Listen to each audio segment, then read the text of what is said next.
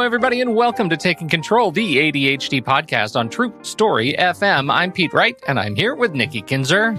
Hello, everyone. Hello, Pete Wright. Oh, Nikki, you've really thrown us a curveball. But a fun one. Oh, it's going to be a doozy. I'll tell you. So we're doing this AHA Stories thing. Like AHA Stories living with your ADHD. You're going to set that up for us in just a minute. I have to tell you, I have listened to many of them so far. And what tearjerkers these are. I know, they're I am great. Like choked right up through most know. of them. They are so good. These people are amazing. And I'm so deeply humbled and honored that they would record their voices and share with us and with the world. It's incredible. It is just wonderful. So where'd this come from, this big idea of yours? I have no idea. I don't know. I really don't, because it was one of those things that you and I and Melissa, our podcast assistant, we were having a meeting and we were talking about shows, we were kind of planning the content. And one of the shows that I've always liked doing was sharing success stories or sharing stories from listeners. But the problem is that a lot of people don't respond because they don't see success, which is really unfortunate because there's so many successes with everything that we all do, but it's really hard to see sometimes. And so I thought, okay, I don't want to say share your successes because I probably am not going to get a lot of feedback. So then I thought, okay, what if we just had a show, or not a show, but had like little sound bites of people who listen to the show that just talk about like a story, like one situation, or give us some strategies that have worked for them, how they're coping, with their ADHD. And I thought that's inspiring. That's a really like motivating thing to listen to, because not only are you listening about who they are and their story with ADHD, but they, like you said, they're great stories.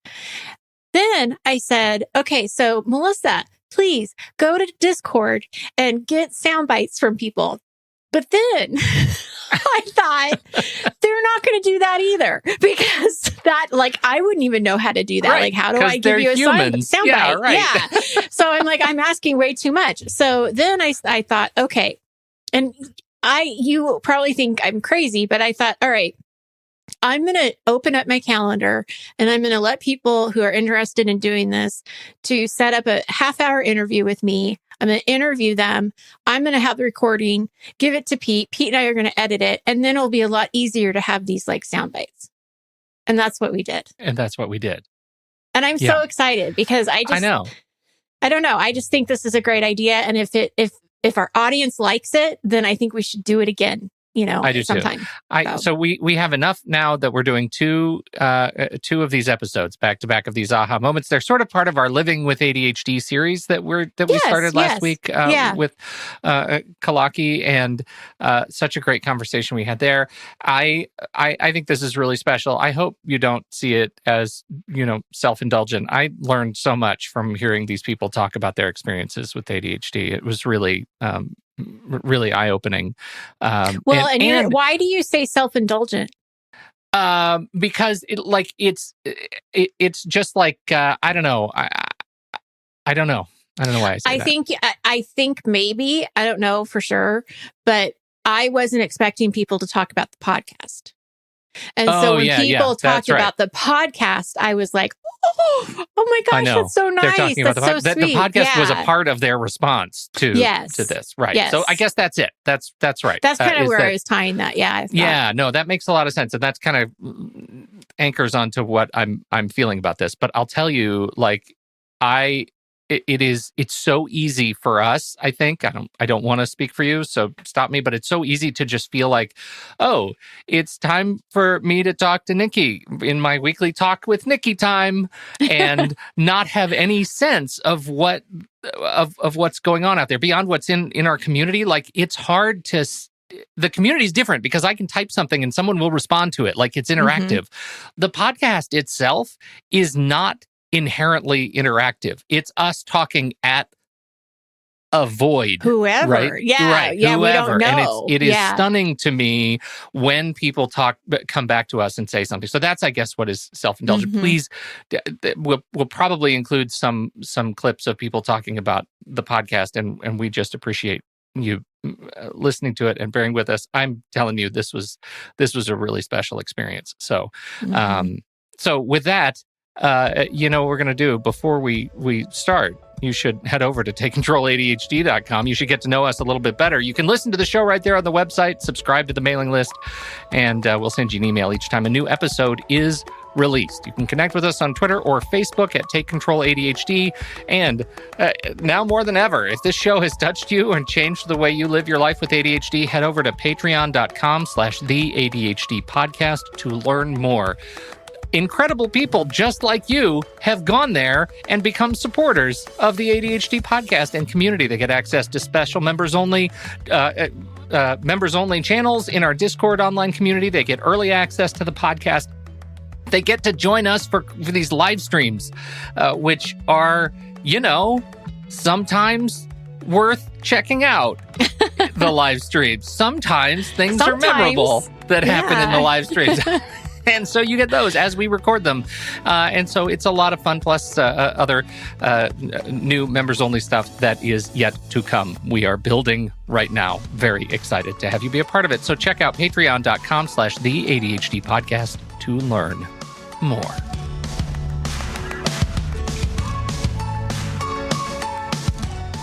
Nikki Kinzer, where do we want to start this cavalcade of listener feedback show?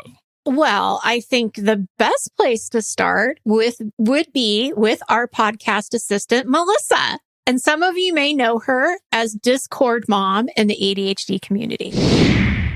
So back when my son was going into first grade, so it was 3 years ago, we got some news that we were going to have to move to a different school. I found out 3 weeks before the school year was set to start.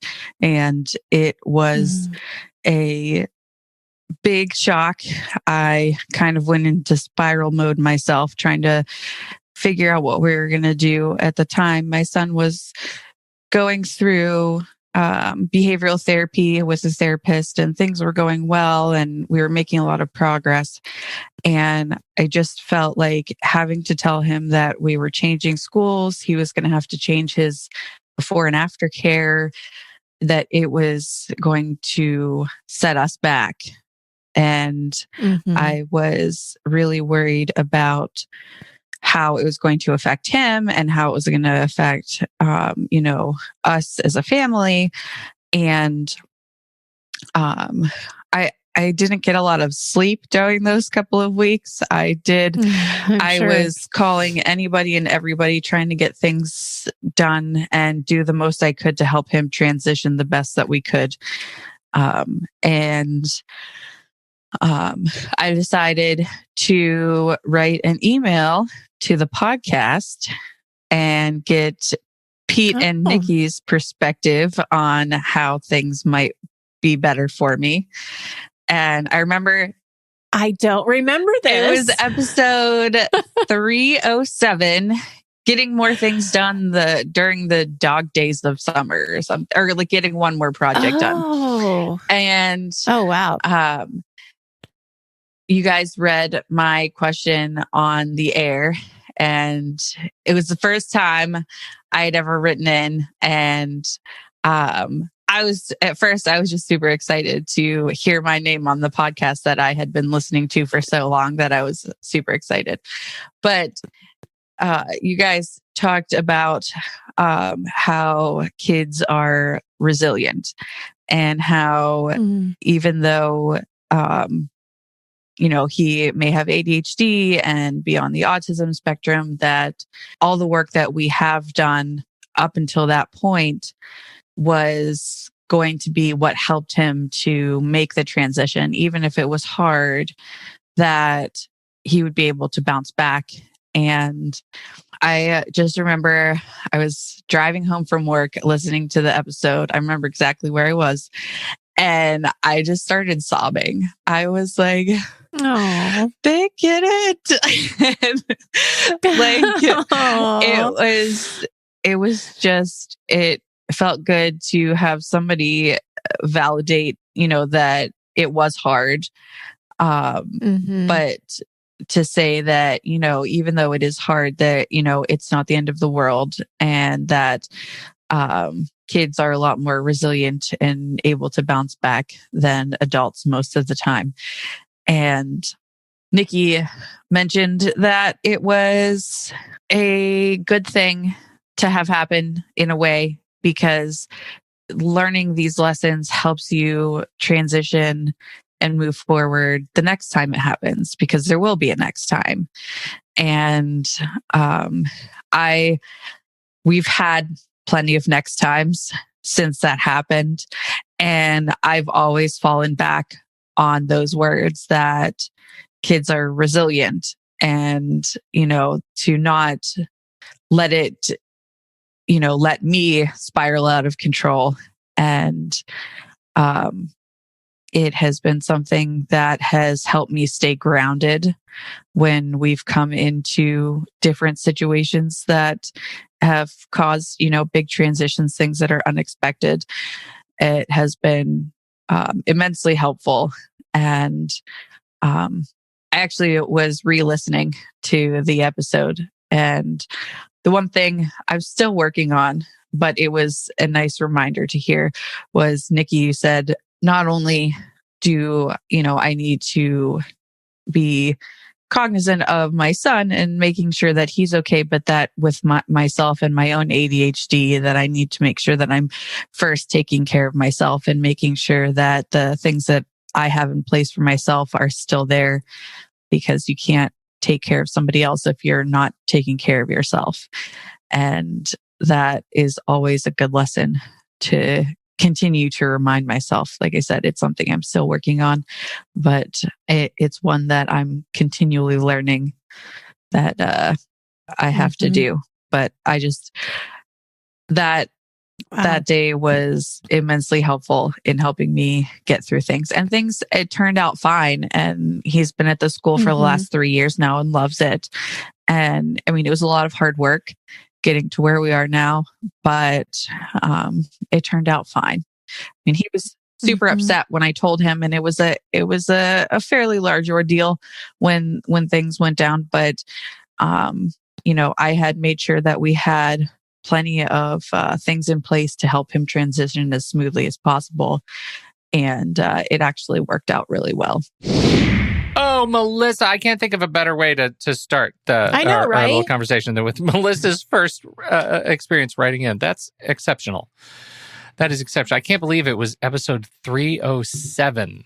It's a long time ago. Oh, Melissa, so much love. And I'm so glad that I'm so glad that it turned out we did okay. Right? I know. We could have given really strange, wrong advice, but it looks like we did okay. It looks like we did okay. And he's such a charming and great kid. So yes, he is. So glad that worked out. Okay. Beautiful. Where do we go from here? Okay. So next is our listener, Marcos.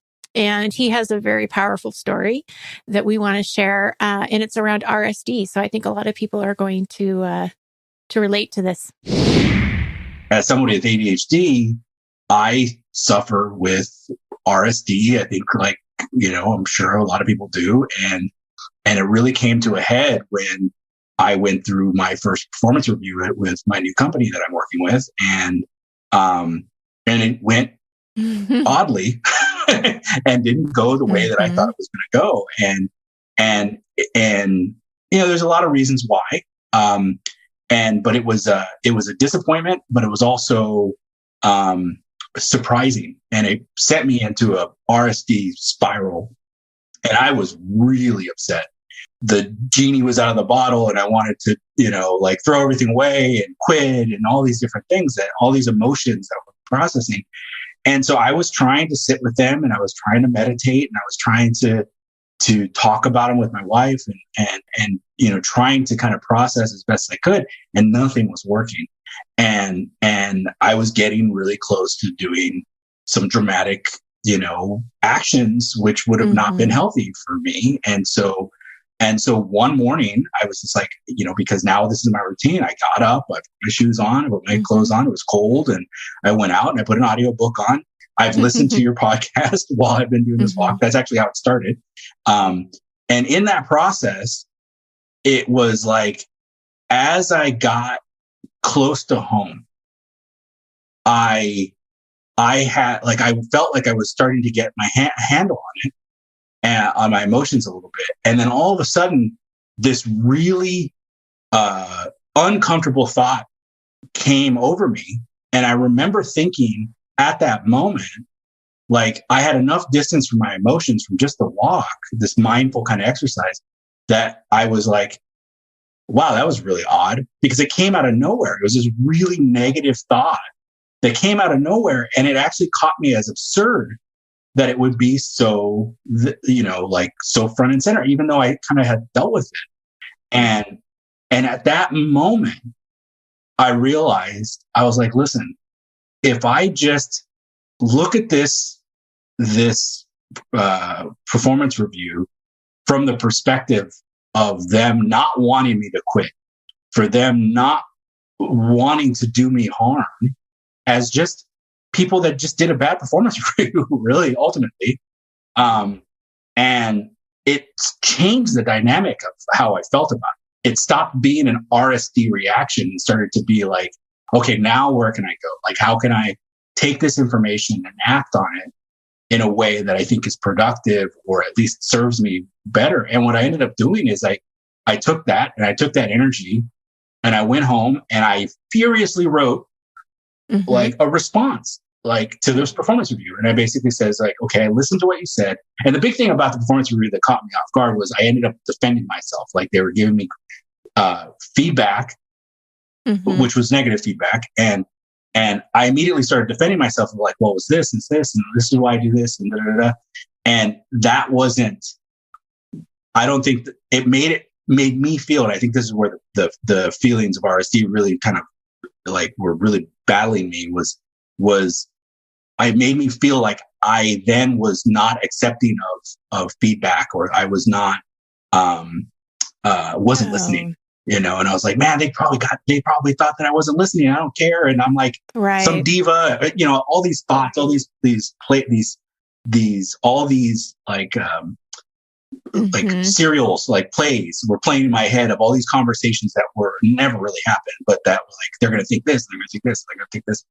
And that was just sending me down a spiral. And so anyway, so I transitioned, and then I wrote this furious thing, which was still negative. Like, my response was not the best, but I wrote it down, and then my wife and I went through it, and she helped me to forge my language, which is more of and she's a professional manager, like, she manages a lot of people. And so she was like, if I did a review like this is the feedback that I'd want to get. And this is how it should have been presented to you. So let's present it that way, as if, and it just changed, it completely changed the dynamic. And it changed my relationship with my boss and my boss's boss in the company. And I went from this really negative spiral to transitioning to like very positive outflow of energy and action.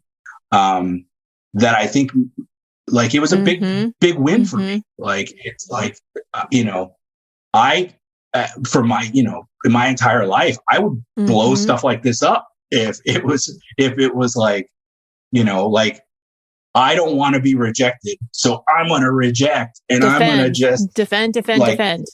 Yeah, defend, and screw all this, and I'm just going to throw it all away, and that does not serve me well, and hasn't served me well in the past. And I love what I do, and I love my job, and I literally love it. Like, I get up every morning, I'm really excited, and to throw all that away because of a negative emotion that, like, now I realize I can get control of through something as simple as taking a walk in the cold and listening to a book, or this, like, pleasure pairing. That's what the concept is that I've been trying to institute, which is like, I don't really like to walk in the cold. I don't mind waking up early, but I really like listening to books, or I really like listening to podcasts. And so I have those queued up. And to me, it's just like, I much prefer to do that. It's like, it's not really about the walk. It's just about really turning my mind off. And my mind's constantly going. So pre-medication, pre-meditation, all of this stuff, like that's my action every morning. And it's like clockwork. Like, and it's been, during this time, it's been instrumental in my mental health and my ability to process a flurry of negative emotions from everything. We're doom scrolling. We've got craziness in the political system. We've got craziness in the weather. We've got everywhere. It's nuts right now. It's everywhere. And so it's like just trying to maintain some semblance of positivity from something as simple as taking a walk is crazy to me. Like something that simple. But I should know. Again, this is the ADHD talking, but like, I should know better. Like, why do I have to, whatever. But that's how I feel sometimes. It's just like, but I say that because meditation was that way for me. Like something as simple as meditation. When I first started meditating, it was like, how is this 15 minutes of my life going to make any difference? And it's made huge differences in my life, like way more than I think anything else I've done. And it's like, you try to describe that to somebody, they're not going to believe it. They're like, no, there's no way. It's like, yeah. Mm-hmm. And I think it's a perfect example too of when you're in an RSD spiral, it feels like you can't get out of it. It feels so big and so emotional. And one of the things that I really love about your story, and I hope really inspires other people, is that you can get through it. It will pass, but give yourself that time to process and sit with it and put some space between it. And as you're saying, with the walking, the meditation, and these things that you've put in place made such a difference for you. The difference between my output at the very beginning and output later is completely different, right? It was a defensive stance to like, no, let me just show you like all the things that I've accomplished that we didn't even get to go into. Right. Because I was defensive. And you're advocating for yourself too. I mean, I think I want people to see that you were also able to get past, any shame or embarrassment or, oh my gosh, they're right. You said it. I should just leave. I should just quit and forget my dream, and those are those natural, like, first responses. But when, again, they obviously don't want me here. That was like that was the narrative that kept playing through my head, was like, they obviously don't want me. And then for you and then for you to switch that narrative to all of a sudden, how did you say it? I don't want to put words in your mouth. You said, they do want me to stay, or they don't want me? No, I just was like, let's start from the place that where they don't want me to leave. That's right. Yeah. Like that, like let me frame it from there. Yeah. Like they're not trying to do me any harm. They don't want me to leave. Like if I start there, then like if I start from that perspective, like that there is no ill will, then it changes the response. And that's really what it comes down to, is it takes a long time to get there. Don't get me wrong. This is not an easy process. Like this has been a process for me that's been honed for years. And Pete said something on a podcast, I'm not sure which one, but that really resonated with me, which was like, be furiously curious about yourself. And I'm crazily curious about the entire world as part of my nonlinear way of thinking. Probably why I'm successful in the career path that I've done. I'm an engineer, I'm a roboticist. This is the things that I do.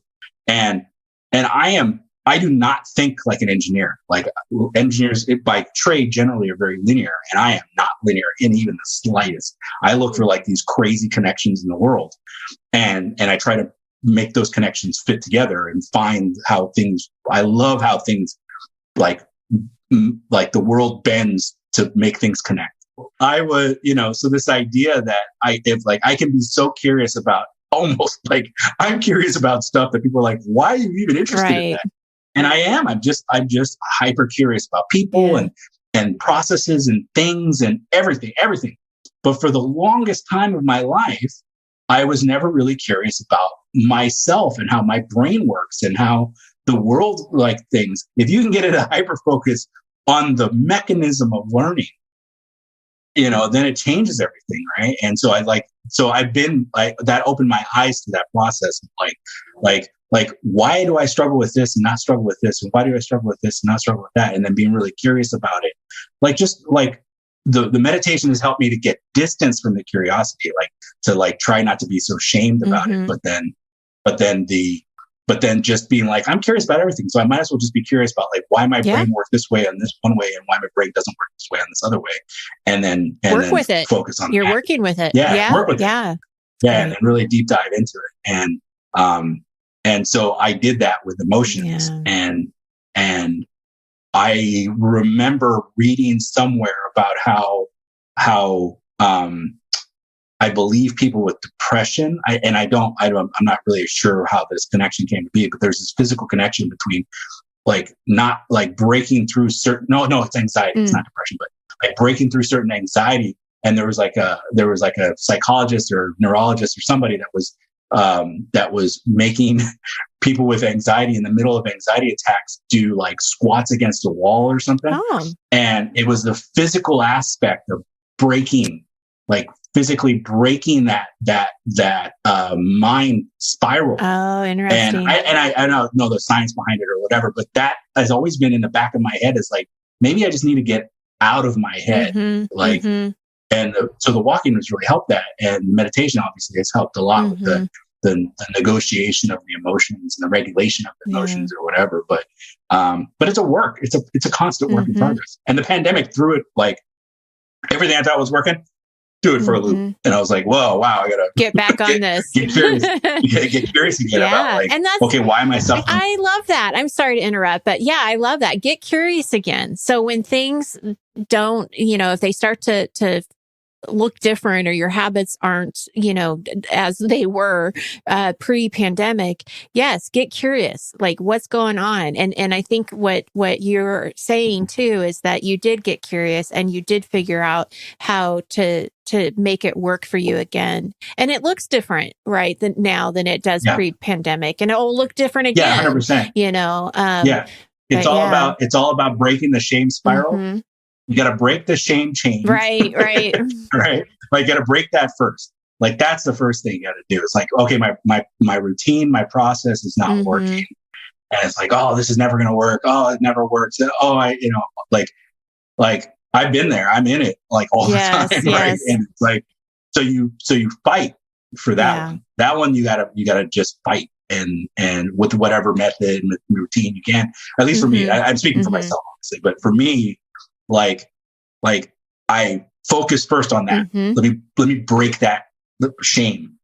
Like, either address it and be like, all right, I'm a horrible person. So okay, that's great. Yeah. Okay, now let's get past that and let's move on to the next thing. But sometimes that's harder than other times. Sometimes it's as much as a walk. Sometimes it's like I have to do like heavily physical exercise.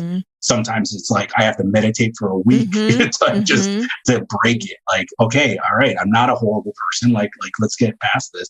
Once I get past that, then it's like, okay, now let's work. Yeah. And then it's like, let's get curious and let's like, okay, why am I thinking that? And like, where did that come from? But yeah, when you can, like, for me, the biggest one was that, like, in this whole episode was that when I finally felt like I had everything under control, and then this like bullet train of negativity came roaring through, and like literally I just stepped back and was like, wow, that came out of nowhere. Yeah. And like, I realized at that point, it's like, okay, all the bullets that are flying, like, I'm all right. I'll be okay. Because that negativity is it's just going to, like a duck, I'm just going to come right off me. And now I can process. Now I can get through it. And it was really emotional up to that point. Like, I was really emotional. and I'm an emotional dude. So like it was a big break. I love that. I love that for a few reasons, not the least of which is that he liked something that I said. So selfishly. Fearlessly being curious. Fearlessly curious. That was delightful. Yeah, somebody should write a book. Of course.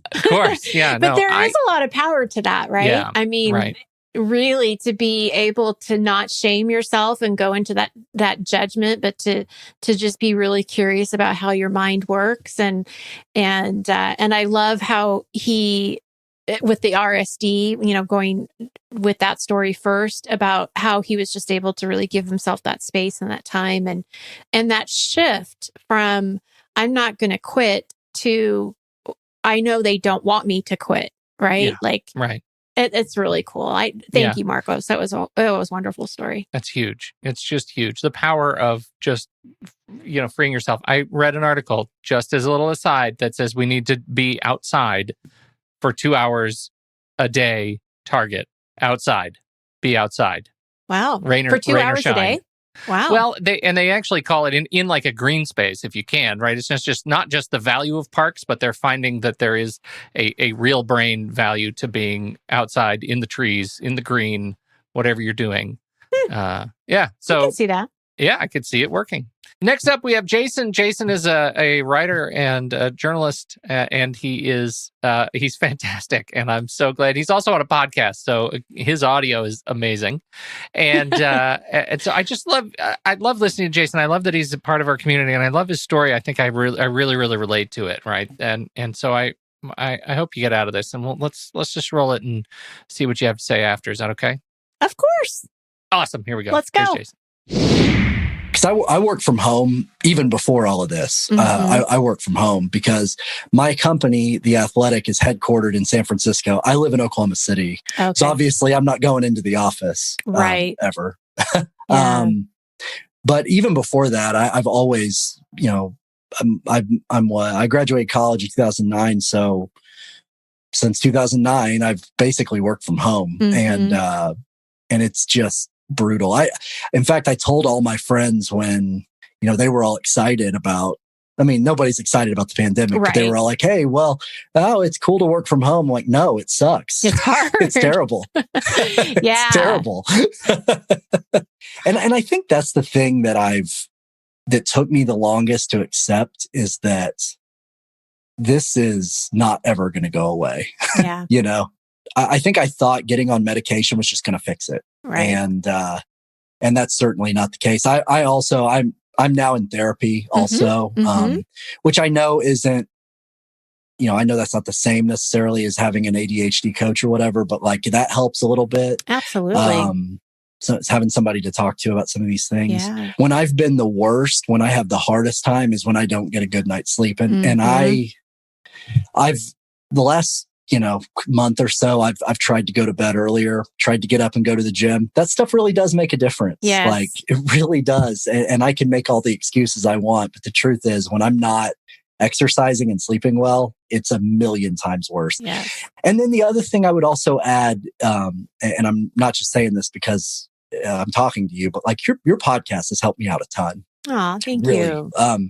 Because it was about the time the pandemic started and everything was shut down. Mm-hmm. And for me, I don't know if everyone with ADHD is this way, but it's the pandemic and the shutdown and not seeing people as much as I want. And those things have made my ADHD, I feel like a million times worse, just a million times worse. I'm much more foggy. I have a harder time focusing.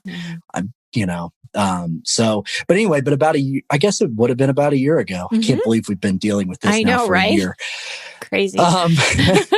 But yeah, about a year ago, I love podcasts. As I mentioned, I am on a podcast regularly for my job. I do other podcasts sometimes, and I love to listen to them. And I sort of dawned on me, like, I wonder if there are like any podcasts for people with ADHD. And so I literally just Googled it. Yeah. And some article said that you guys were the best one. So I subscribed, and the first episode, I'm not exaggerating this. The first episode I listened to, the way that you guys were talking, I cried. Like, I actually cried because Jason, thank you. Wow. Because it was like, I'm so bad at talking about my emotions with people. Mm-hmm. And so I don't really talk about the way I feel with ADHD much, except really to my therapist and then sometimes to my wife. But just hearing people talk about the things that I deal with, it was like, okay, I'm not alone here. And then eventually when I joined the Patreon and got in the Discord, and I mean, it's great. I love it. I absolutely love it. And that's the reason I wanted to do this. Oh, I appreciate that so much. And it's so sweet. It's so sweet. And I'm so glad that you found us and that it resonates with you and that you're on study hall with me. So I get to see you every Thursday.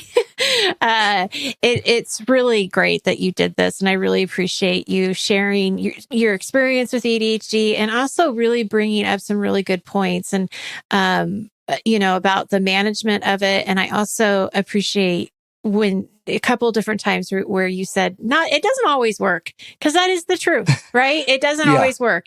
And if we can just accept that and know that that's okay, but that doesn't need to stop us from doing it again or trying again, then, that's managing ADHD in a lot of ways. So, I used to be a lot worse about the printing it out and doing it all by longhand. Like one day I remember that had worked a few times. I tried it and it like really wasn't working and I was getting angry and it's like, oh my God, I'm not fixable. I'm not fixable. That's how I would feel. But now I've sort of learned that no, it's not totally fixable, but that's okay. Like that's okay. I really appreciate Jason's insight on accepting ADHD and that it's not going to go away, and understanding that these strategies work and sometimes they don't work. And I love that because it's so true, and one of the things that I really noticed about Jason when I was interviewing him is just the perseverance in his voice. Like he's not giving up. And I love that. And what he said about the podcast, I have no words. It's so sweet. Right. I feel like I really relate to this idea that, from any one day to the next, you can't totally trust the tools that you have in place to help you get the job done. Right. You'll never have 100% confidence that this thing that I did today is going to help me tomorrow. And that's that bit about acceptance. Like once you accept that, then you're free to be creative and you can stop being angry. True. Right. That's okay. So I really, really appreciate Jason's insights and so glad he jumped in on the call or jumped in on the show. Next, we have our dear friend and member of our community, Jay. There was something else that just wasn't clicking correctly. I started going down a path that not a bad path by no means, but started analyzing my oldest son, David. They discovered that he had some learning difficulty in kindergarten. Okay. And this is when we were still in Georgia and we hadn't moved to Alabama yet.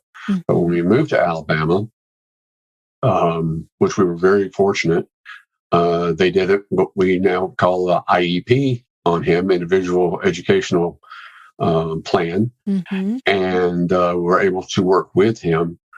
And I looked at my wife and I said, I wish I'd had that whenever I was in school. I probably would have done a whole lot better, even through, because I was, having, I won't say flashbacks, but I was, looking back at, how I struggled in school, how I struggled in elementary school, how I struggled. And then in junior high, I had a spurt where I actually made honor roll for 2 years straight. Well, that was puberty. Yeah. So, that was, you had that adrenaline and had that drive during that period of time. Well, that wore off by the time I got to high school.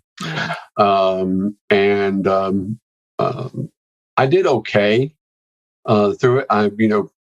But I was never that super student that a lot of my friends were, I was just that average student, A, an occasional A, happy to have a C, get by with. And because I struggled so much, there were things that I was really interested in. There were some things that the teacher just could not get through to me. And even though I would ask for help or whatever, the teacher wasn't going to change his or her lesson plan to, or what we would call today, a modification, to help me with that.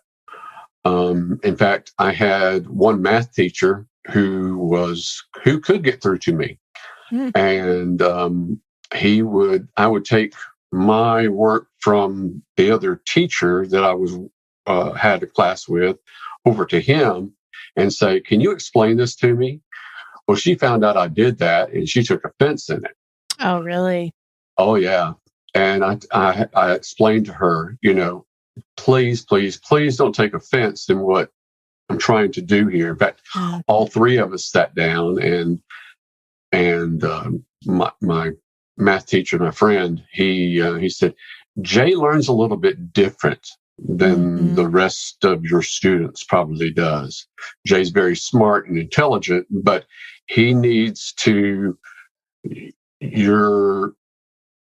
he's coming to me for an explanation of this, so that he can grow and accelerate in your class." Well, why doesn't he come to me? And I said, "No offense, but I have a friendship, if you will, with this math teacher because I practically grew up with him. Right. And he can just get through to me. He's easier to get through to me than you are." It's not an offense. Sometimes you get through to students, sometimes you don't. Right. I like you as a teacher. I like you as a person.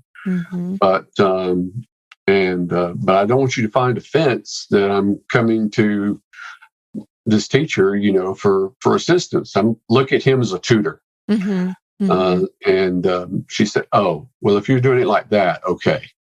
I said, "I'm not doing anything to undermine you or anything like that. I'm just trying to learn how to do this and be more, try to get through your class without going nuts." You were advocating for yourself at a young age. I was. And it was there were no modifications to a plan or anything like that in the school system that I was in. There are now, of course. Right. But then graduating in the early 80s, that wasn't a thing. If I had been tested or anything of that nature, maybe they would have caught something. But that wasn't the case. There were a lot of kids who, if I had probably knew what I had then, they probably would have put me in special ed rather than in the regular curriculum. But I wasn't. The special ed program was actually for special ed. It wasn't an IEP, instructional type thing where you needed modifications. So, looking back at that through what my son was going through, I'm going to go rabbit trail back to my son and seeing what kind of modifications they were doing for him. I was like, well, wow, that's cool. That's neat that they're, he's having difficulty spelling certain words. They actually gave him a speller machine thing, where you get close to it and bam, there was the word. He was having difficulty with tests. I had difficulty with tests. I would just freak out. The sweat would be pouring off the backside of my neck, and I would go into almost like a panic. Yeah. What would you tell a listener if they were newly diagnosed with ADHD? if you're newly diagnosed with ADHD, congratulations. You are among the elite. And don't worry, everything's going to be okay. Trust me. And depending on whether you're a grown adult or if you're a teenager in college, if you're a teenager in college, I applaud you, because you are going to get you're going to get probably the best help of anyone else as far as in the age bracket is concerned. There are programs within your college and within your university, or even if you're not going to college in your university, if you're, just in the working world, or if you're in a different type of career, there are, you have avenues at your disposal. And you have more of those type of things now than I would have ever had at 55 years of age. So I think it's really interesting, sort of how ADHD awareness has come about, over the last few years, because when Jay was in school, he didn't have an IEP plan. He wasn't even recognized as having ADHD. And now we do have those kinds of accommodations. And, I hope that means it's a good trend, right? More awareness of ADHD. Yeah, I think so. And I think there are a couple of pieces in Jay's conversation that I think are really important. And the first one is cultivate your mentors. Right. And I think what Jay's example was, and he was a little bit dismissive of himself. And that, I think, is characteristic of those of us with ADHD. But I'm here to say that is an incredibly intuitive and insightful strategy to cultivate this tutor that is this other teacher and friend to help you through things that are hard when you need it, even when it means you have to actually advocate for yourself in a way that's uncomfortable with somebody else. And I think that's something that's a lesson that he demonstrated very early, even if it wasn't a lesson that he's able to have repeated consistently over it's hard to do that. But I think that that's model behavior right there, and it's important, and I feel like I want to take that too. The second is that your mentors and the people that you find aspirational don't have to be older or more experienced than you. And this is such a valuable lesson that I learn from my 14 and 18-year-old, how they adapt to the world around them every single day. Right. And they are so important to me in my journey as a lifelong learner. I can't imagine what my life would be like if I didn't have them to learn to watch and grow and love. That's really powerful. And so Jay's story with his son and watching his son go through this experience, I think is as something that's illustrative of his own, is powerful. It's great stuff. All of it is great stuff. And thank you guys so much for participating. And to all the listeners out there, I really hope that you enjoyed this as much as we did. And I love it. We've got more to come next week. Yeah. 4 more stories. That's right. Can't wait. Thank you, everybody. Thank you so much for downloading and listening to this show. To those of you who have been in the live stream hanging out with us, this has been a couple of hours of us actually going through these interviews, and kind of hope that you see that as a cool benefit to being a part of our community. We like sort of this whole transparency thing is fun for us. And so, if you're interested in seeing how the sausage gets made, patreon.com/the ADHD podcast. On behalf of Nikki Kinzer, I'm Pete Wright. We'll catch you next week right here on Taking Control, the ADHD podcast.